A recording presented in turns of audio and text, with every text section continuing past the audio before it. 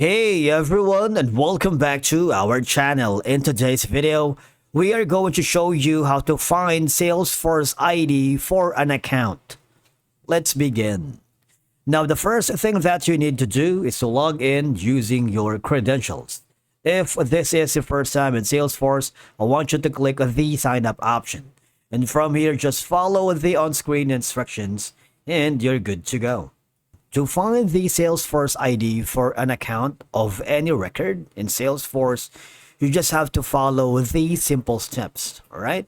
Remember that the Salesforce ID is a unique identifier assigned to each record, which is useful for integrations, API calls, and custom workflows. For you to be able to do that, I want you to hover to the app launcher on the upper left corner.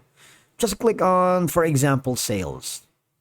Now, if you wanted to find the Salesforce ID in the URL, I'm going to click the accounts for now, or the accounts.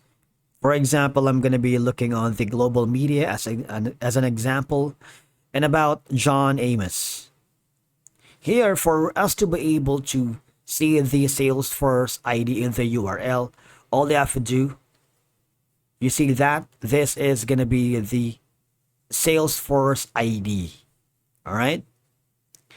It's around like 15 character RD or sometimes 18. That starts right after the domain part. Now, why do you need this?